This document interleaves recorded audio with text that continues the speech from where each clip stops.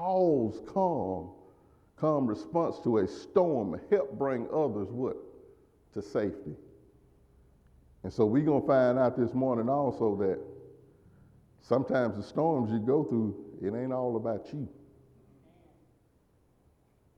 So calm before the storm. Calm before the storm. Acts 27. Somebody read Acts 27, verses 1 and 2 for me. And when it was determined that we should sail to Italy, they delivered Paul and with certain other prisoners unto one named Julius, a centurion of Augustus' band. And entering into the ship of Adramyttium, we launched, meaning to sail by the coast of Asia, and Aristarchus and Macedonian of Thessalonica being with us. Okay. Media team, y'all got us live back there? Okay, because I don't want nobody to miss nothing at this lesson. Because I'm going in with afterburners on. Calm before the storm. Paul, he had waited 2 years. Get this now, 2 years under house arrest at Caesarea. 2 Roman governors, Felix and Festus, heard his defense against groundless charges of disturbing the peace and sedition against Rome. And so finally it was decided to transport him and some other prisoners to Rome under the supervision of a Roman officer named Julius. So after 400 miles of slow going, because the winds were contrary, the ship, it docked at a coastal city, Mabry. There Julius switched Paul and his prisoners to another ship. Y'all follow me now? A vessel full of grain that was supposedly going, get this, directly to Italy. Here it is. While the first ship had been slow, everything on the second ship became worse. Let me stick a little side note in here right quick. Why do we abandon ships that move slow? Fast, it's going directly to Italy, Sister Baby.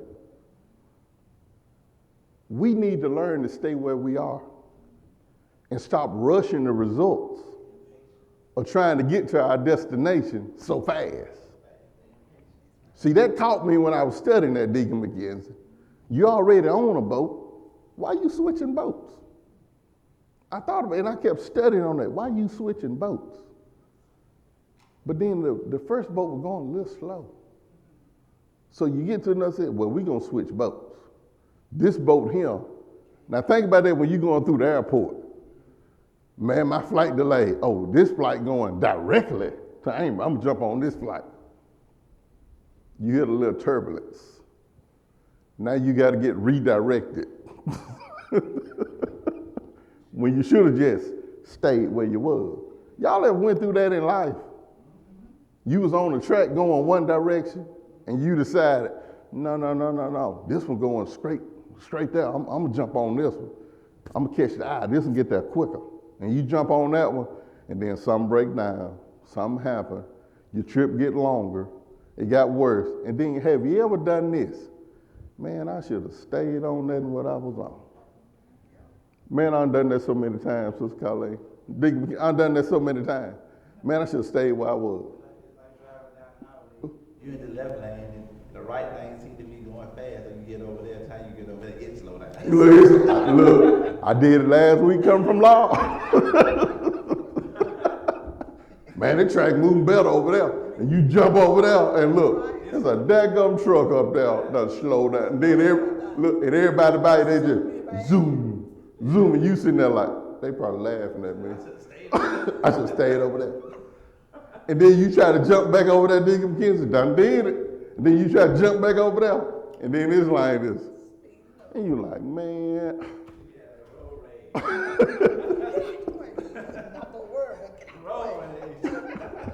See, should stay where you were.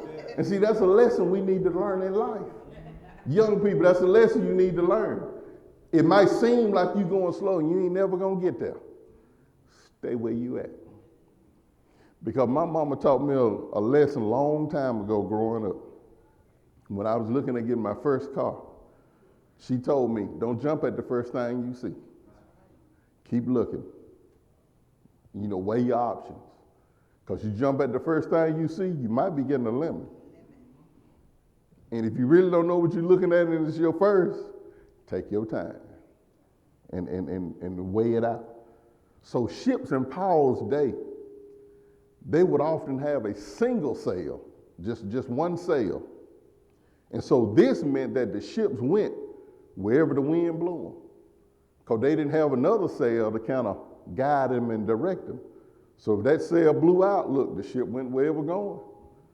And so Paul, experienced sailor, he knew the dangers of winter sailing. And so he urged Julius, let's stay put. But he was ignored. And so after that, for the next 14 days, a hurricane, force wind, blasted them about 700 miles. And so the ship's crew, even though they was experienced, they were no match for the storm. Now I stopped right there. Once again, I had to stop again. Our dependence, it needs to be on God and not our abilities or experience. Have you ever dealt with some class where you want to rely on your experience? I got this. I can handle this. When you should have just left it in the hands of the Lord. But you thought your experience and your abilities could work the situation out, Deacon McKenzie, and then you start trying to work it out in your own, and it got messier and messier and messier. So Paul's experience with the possible cyclone or hurricane force winds, it mirrors how Christians often unknowingly encounter storms. One day all may be well. Today everything is fine. We at church, everything is fine. But by the end of service, we might be facing a catastrophic storm raging in our lives. We don't know. But whatever the case, like Paul, we are not aware of what is approaching, but guess who knows? God knows. Calm before the storm. One thing I learned out of this is God knows, and our dependence needs to be on Him. And if you calm now, resting in the Lord, when that storm hits, you still need to be resting in the Lord. But see, it amazes me how we rest in the Lord when everything is fine. But then when all Hell breaks loose, oh Jesus, we messed up then. But Deacon McKenzie, that kind of shows, one, our immaturity, a lack of growth, lack of relationship, lack of devotion. I mean, I can just go on and on and on. But the key word is it shows a lack. It shows a lack of our dependence on God. If you calm in Him before the storm, you need to be calm in Him during the storm. So now let's talk about that a minute. Let's talk about calm in the storm. You cool before the storm hit. So now let's check us out in the storm. Somebody read Acts 27:33-38 for me. And while the day was come, Paul besought them all to take meat, saying, this day is the 14th day that ye have tarried and continued fasting, having taken nothing. Wherefore I pray you to take some meat, for this is for your health. For there shall not any hair fall from the head of any of you. And when he had thus spoken, he took bread and gave thanks to God in presence of them all. And when he had broken it, he began to eat. Then were they all of good cheer, and they also took some meat. And we were in all the ships 260 souls. And when they had eaten enough, they lightened the ship and cast out the wheat into the sea. Boy, ain't that something crazy? You can eat and then you're gonna throw the stuff out. Ain't that something?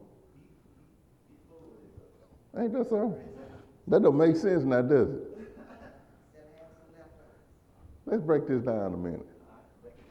How did Paul, you holy folks, us Christian folks? See, I'm teaching myself on this one, Sister Colleen. Y'all look at me crazy all you want to, see. Teaching Sunday school, preaching, or anything, or work you do in church, it ain't all about what you putting out. It affects you first. Deacon McKenzie, it hits you first. And so what people have to understand is, and this is what bothers me, you can skip church, you can skip Sunday school, you can skip Bible study, you cannot come to this, you cannot come to that. You're only hindering your growth. Because a lot of my growth in church, Deacon McKenzie, it helps me in Sunday school. It helps me in Sunday school.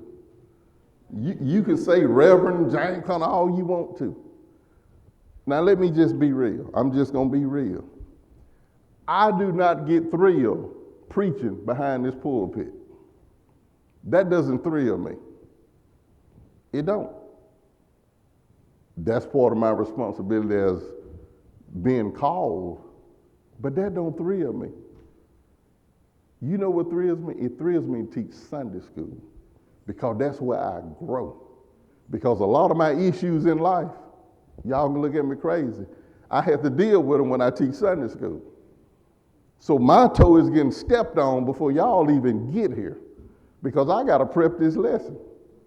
And so I'm getting stepped on, getting ready for this lesson. Now, when I get to the pulpit, now that's a whole nother different story, Deacon McKenzie. That's a whole nother different story. I have another level of nervousness when I have to preach versus when I have to do Sunday school. I have to prep the same. But Sunday school, I can get feedback. We can talk to each other. You know, we can rationalize and discuss. Now, when I'm ministering, y'all can't talk back to me. You just got to listen to what I'm putting out. And that's it. So Sunday school, this is where you get your growth at. And so when you ask the question, how did Paul remain calm? Look at this. He relied on a previously developed surefire method of weathering life's storms. We can use CALM as an acronym, advising us to do what? Call on God during crises, anticipate God stepping in to save us, listen to God's instruction, and make known God's promises. How did Paul remain calm during this storm? How did he remain calm? It goes back to relationship. It goes back to, thank you, Sister Colleen, growth. Relationship. You're growing in that relationship. You're developing in that relationship. You're being nurtured in that relationship. So let's look at the first, calm. Let's spell it out. Starts with a C. Let's look at this C. Call on God during crisis. Faith is an anchor, not a crutch. It tethers us to the Lord and Savior, who teaches us, for real, he teaches us how to act calmly during a storm. How can he teach us if you ain't got no relationship with him? He teaches us how to act calmly during a storm. Calling on God during a storm is paramount for a Christian who wants to weather that storm calmly. You can't depend on your own abilities. You need to call on the Lord. If you want to weather a storm calmly, you can't depend on self. Because as we just said it earlier, you in that traffic, seems like this lane moving faster, you're going to jump over there. Then you get over there, a truck or something going to slow you down. This lane over here passing on by. Now you want to jump back in the other lane. And see, that's how we are in life. We bounce to and fro. If it seems like this way going to get us there quicker, we want to jump over there. Seems like this going to get us there quicker, we want to jump over there. But what are we missing? We ain't dependent on the Lord. Because just as we learned earlier, they was on one ship, that ship was going slow. So they jumped on another ship. And what happened for the next 14 days? They encountered a storm. So let's look at 8. Anticipate God stepping in to rescue us. How can you anticipate somebody stepping in to rescue you, so far ago, if you ain't got no relationship with them?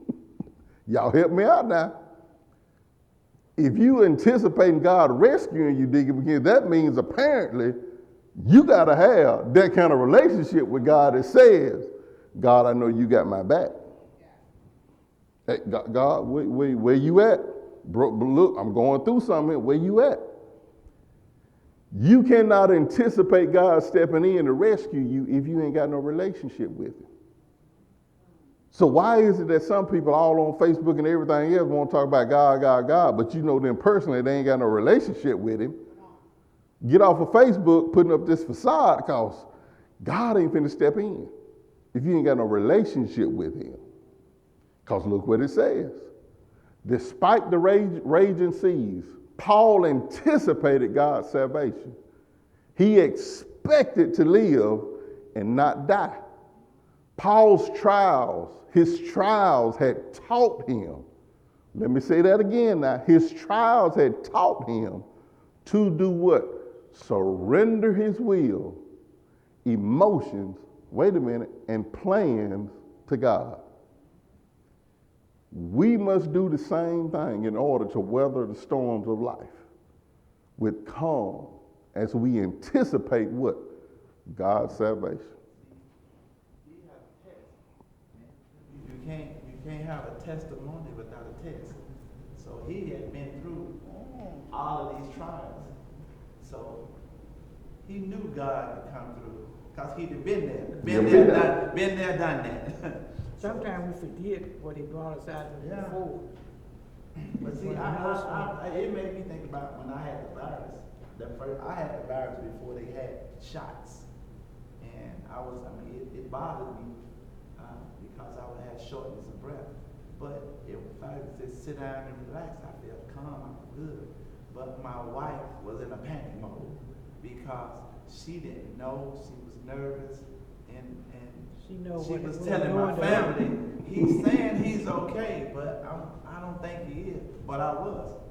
I just had to relax. And gave you peace. Yeah, I would have to just sit down because if I moved around, I would have had shortness of breath. But if I just sit down and relax, I felt fine.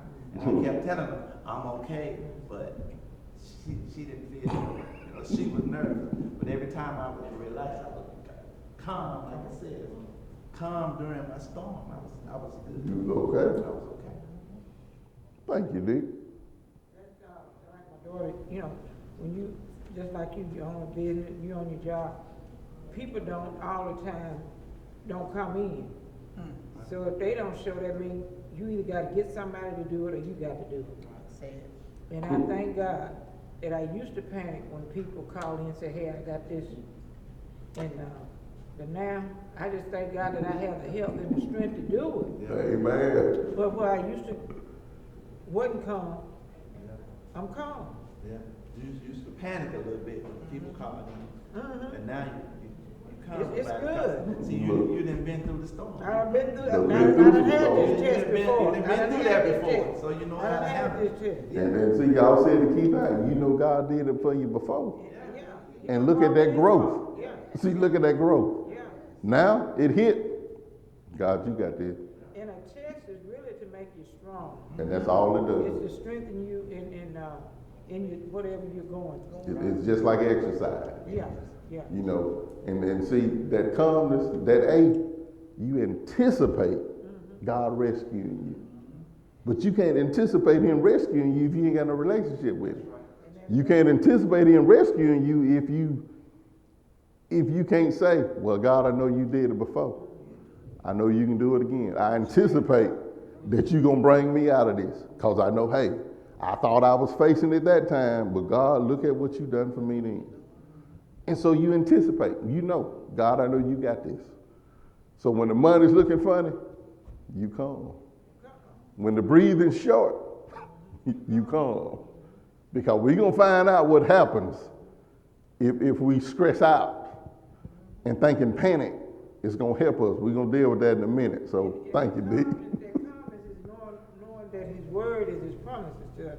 And you got to, that's that relationship again, you got to know what he said. And you know he's a God that he's not going to lie. That's right, because if he brought you to it, he's going to see you through. Yes, he will. And that's what some don't understand. When you're going through and they see that you're calm, they don't understand. But I call it growth, because I've been there. Losing my mom, then losing my brother 6 months later, and they want to, how you doing it? Hey, I got him on my side.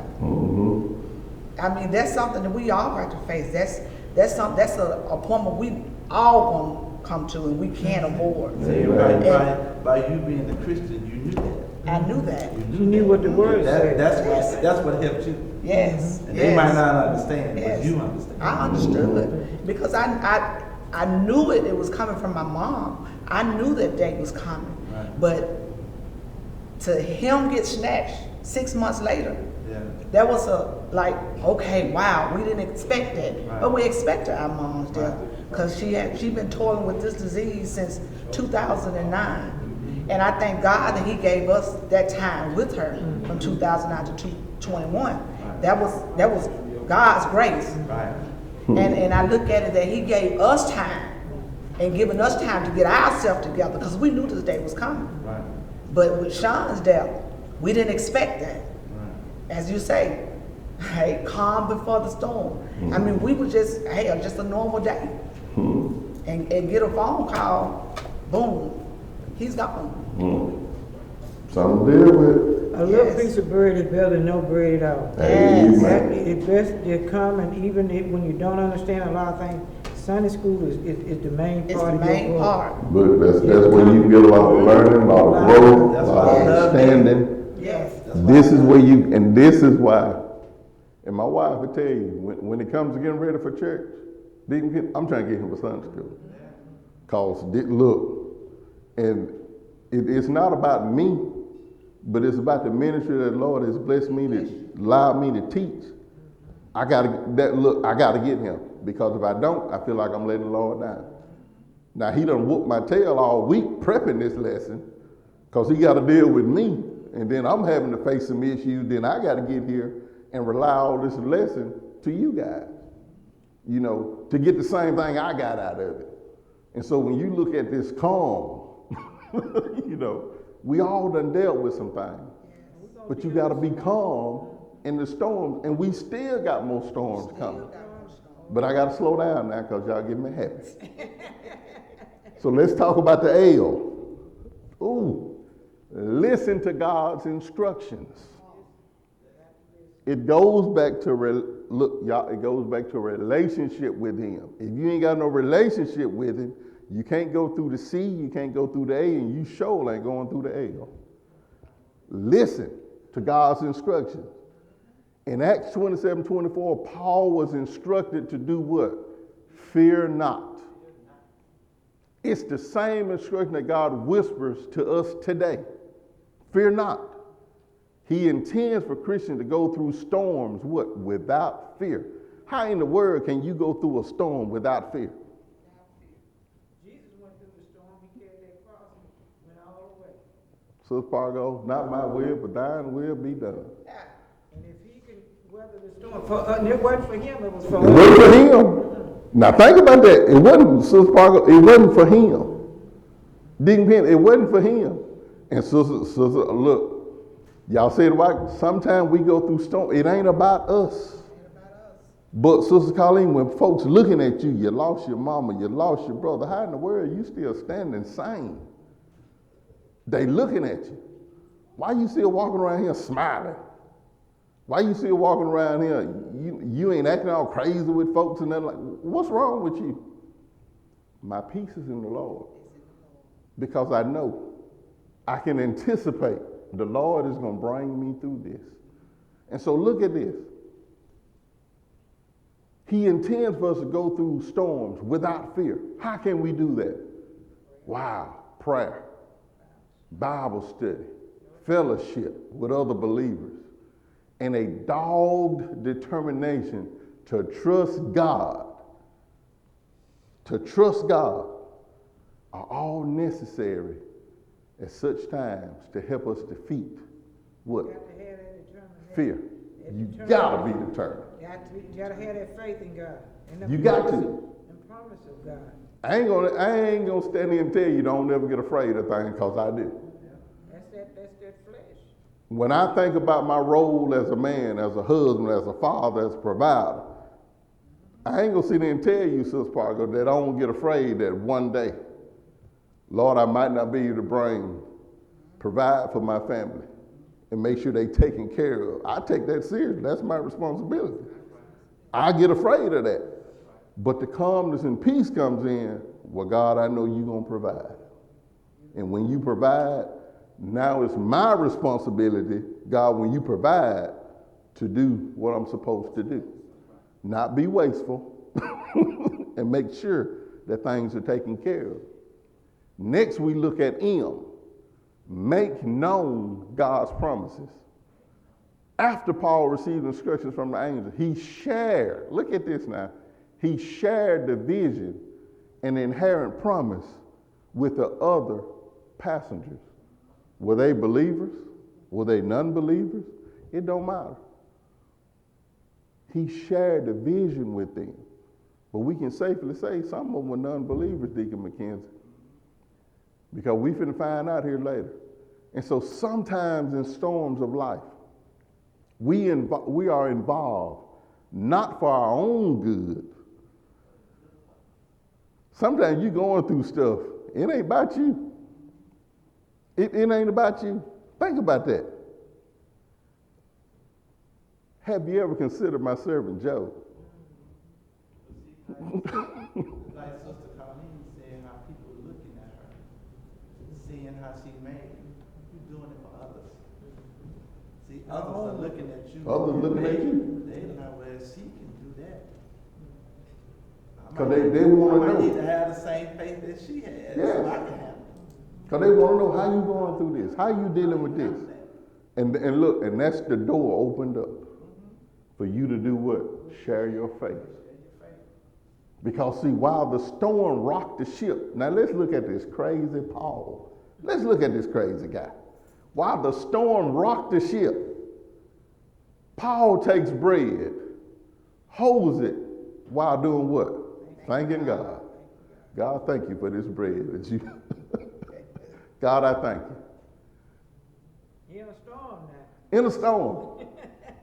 In a storm. The ship is rocking. You can thank God for The wind is beating it up. We finna die. Lord, I thank you for this bread that we're about to eat. Now, you know he wasn't all hysterical. How you going to thank? You got to be calm to thank God for some bread, Sister Fargo. In the midst of a storm. You doing all this. Lord, I thank you for this bread we about to eat. And all that water. Lord, I thank you for this bread we're about to eat. His example renews the courage of his own-looking shipmates who do what, Sister Colleen? They follow his example by eating. Well, let us thank the Lord and let's eat. And the ship is rocking and the wind is beating it. Again, get this. When everyone's hunger was satisfied, what happened? They thought more clearly, including the captain and the ship's owner. The time had come to focus on saving their lives more than saving the ship and its cargo. Now let me just pause right here. See, this is what messes us up. We want to hold on to things that we just really need to be letting go of. Come on. The time had come to focus more on saving their lives. And look at what they did. They lightened the ship to make it float higher in the water by throwing overboard. Are y'all throwing some things out of your life that just weighing you down? Some things you just need to get rid of and toss it over. You might think it's valuable, but Deacon McKenzie, they throwing wheat overboard, man. You just got through eating. You satisfied. Don't you think you might want to eat later? But no, we got to survive. This is necessary, but God is in control. And God is so in control, Sister Pargo, we got to toss this wheat overboard because we got to lighten this load. And so by doing so, they lessen the chances that the ship would run aground too far out for survivors to make it to shore. They accepted Paul's prophecy that God's will was for them all to do what? To survive. Paul is on this ship not for himself. 276 of them. They finally hit it. We better listen to this man. He calmly sitting here giving God thanks for some bread. Man, we about to die. Lord, I thank you for this bread. So they toss it over. They lessen their chances of the ship running aground too far out for them to survive. So now, shipwrecked but saved. Somebody read verses 39 through 44 for me.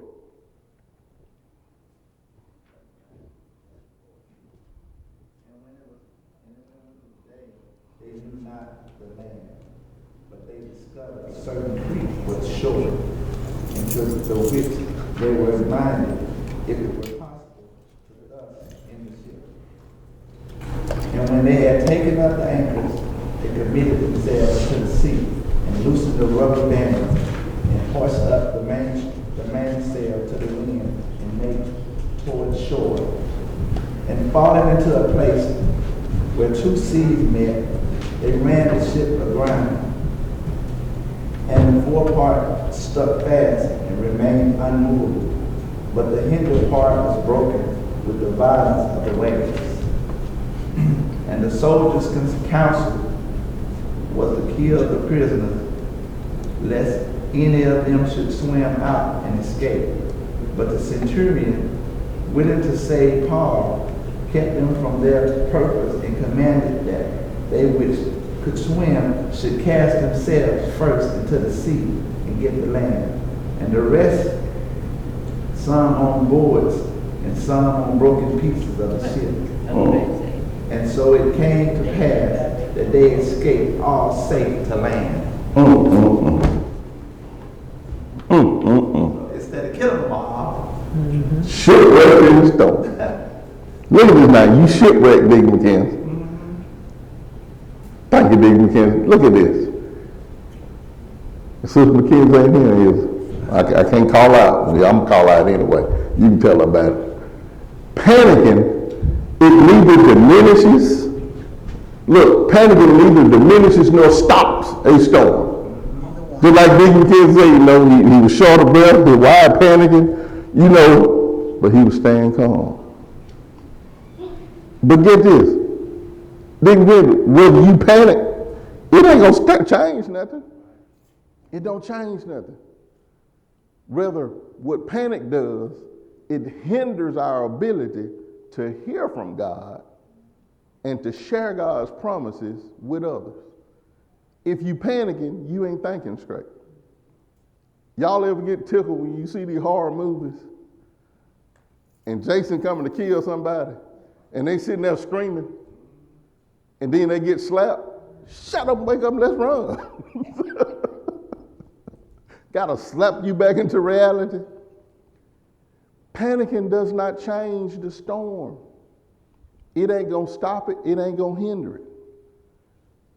When Christians respond by staying calm, their faith shines through the storms.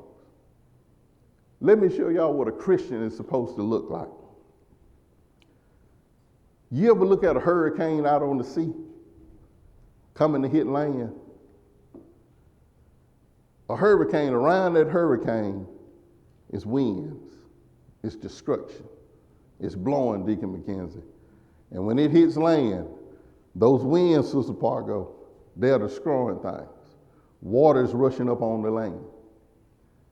But we have this odd thing in the middle of that hurricane. They call it the eye of the storm. We as Christians are supposed to be, Sister Pargo, the eye of the storm. Because in that eye, it's calm. And when that eye hits ground, what happens? You see the sun come back out. Everything looks fine. It's all calm until that eye passes by. And then here comes the storm again.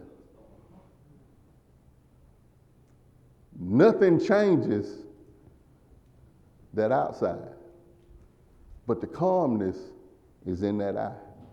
And we as Christians need to be what? The eye of the storm.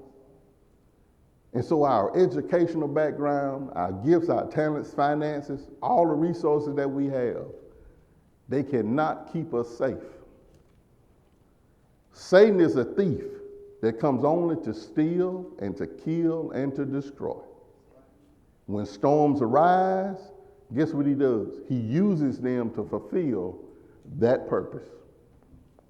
Now think about that, Sister Pargo. What's a better time for Satan to get you? When you at your weakest during a storm.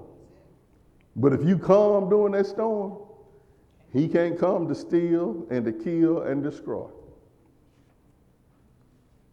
He never, but God is greater than our enemy. He never fails. We can trust him despite the thoughts that the enemy may place in our minds. When the ship came close enough to land to see the shore through the storm, no one recognized where they were. They did, however, see a depression in the coastline. They saw a bay. And therefore they decided to try to run the ship aground on its shore. They released the anchors and severed the top water paddles that served as the ship's primitive rotor. They then raised their one sail. We safe, y'all, we safe. Not only God and the force of wind controlled the ship's movement, but look what happens. The front of the ship became large on a sandbank, and the rear of the ship continued to be slapped violently by the fury of the waves. And then look at the soldiers. See, they really panicking now. Look, we got to kill them. Rather than risk them escaping, we got to kill them all. Because the Roman penalty was for allowing prisoners to escape. The soldiers would face the same sentence as they would face. So if they were sentenced to death, if they let them escape, they're going to be sentenced to death. But then look what happens. See, look at God. Julius. Remember now, Julius is one in charge. He intervenes on whose behalf? Wait a minute now. He intervenes on whose behalf? See, didn't y'all hear me say earlier? Was Paul on the ship with some unbelievers or some believers? Julius, but now look what done happened to Julius. On Paul's behalf, brothers, we ain't gonna kill him. This is what we gonna do. He desires to save Paul, and he illustrates his respect for the apostle. Instead, he instructs that those who could swim, jump in, and immediately swim to shore. Wait a minute now, because we close enough, y'all can swim to shore and you can survive. See, you can survive. Now let's back up. They dumped all that wheat off, Deacon McKenzie, and they lightened the load. See, sometimes the reason why many of us ain't get to where we need to be, we ain't lightening our load. We trying to hold on to everything. Sometimes you got to let stuff go and dump it off. But now since they closer to shore, those of y'all can swim, jump off, swim to shore. Those of you who can't swim, look at what he says on broken pieces. Grab onto a floating plank or other pieces of the ship and hold them while paddling to shore. You can't swim, look, grab this wood and paddle your way to shore. You better doggy paddle, you better do something. Paddle your way to shore. Thus, the reality of the angel's appearance to Paul and his prophecy that all 276 passengers would survive the ship's destruction. Look at God. It was confirmed. Even on broken pieces. And boy, you get these they want to preach that message, boy. But see, Sister Parker, I like the rest of the story. Before you got to those broken pieces. See, Paul, he faced deadly peril. He faced a deadly situation. But this is where it gets us as Christians. He treated others kindly during this dangerous encounter. He treated them kindly during this, and look what happens. Sister Colleen, he wins them over to the Lord's side because they looking at him as an example. Well, God, if you doing this for him, now God, we can kill them all and keep them from escaping. But God, I see who this man is. We're going to save them all. And so this observation gave witness to the credibility and authenticity of his faith. Likewise, Christians today, we as Christians today, can add power to our witness of trusting God by treating those who do not know him with what? Love, dignity, and kindness in every situation. Did I close that out good enough, Sister Parker? See, regardless of what you're going through, it ain't all about you. But to add power to your witness, to add power to showing how you trust God, you got to treat others who do not know him with love, dignity, and kindness. I still think about that to the day your daughter said, I'm going to kill her with love. And she did. We had a waitress that was kind of rude. She said, I got it. She went and said, I'm going to kill her with some love. She gave her some love. Hey. Everything was all right after that. But if you panic, if you get irrational, and You blow up. Yeah. it's like I try to tell my kids, don't get on their level. Yeah. If you get to thinking and acting on their level, you're going to be in the same pit and hole they in. See, I've been a supervisor for a long time, and I had a lot of disastrous days. But every time I have a disaster, the first thing I say, how can I make this negative a positive? Every day, how can I make this negative a positive? Mm-hmm. And that's how I think at all times. When something go wrong, we can't linger on it. It didn't happen. It didn't happen. Now, what can we do to make this better? And that's how you have to think. Yeah. You can't just, your kids gonna do things wrong, your family gonna do things wrong, your friends, your spouse, you, if things happen, church members gonna do things wrong, you gotta figure out a way. Let's make this negative a positive. Yeah, and we had to practice it every day. And that's something and thank you for that, Deacon, because that's something I try to do every day. Because sometimes my family wonders why I be so calm during certain situations. I'm practicing that every day. Just trying to stay calm and listen to God. Just listen. And so as we close this morning, Paul's past experience with life storms enabled him to calmly weather a natural storm. What have you learned in the past that enabled you to weather a recent storm? And how did your positive response affect others? And see, that is something we have to think about as Christians. When we going through storms, get your mind off of you and think about how you acting. How's that affecting your kids? How's that affecting your husband or your wife? How's that affecting somebody in Walmart or at the drive-thru or at the restaurant or wherever? How's that affecting how they look at you? See, how's that affecting them? And so, our lesson for next Sunday, because I got to quit, y'all. I got to quit. Paul ministers in Malta. Bible background will be coming from Acts chapter 28, verses 1 through 10. Printed text, Acts 28, verse 1 through 10. Our devotion reading be coming from Ezekiel chapter 34, verses 11 through 16. And so I aim for change. We will know how Paul helped people on the island of Malta appreciate the ways others minister to us and minister to those in need.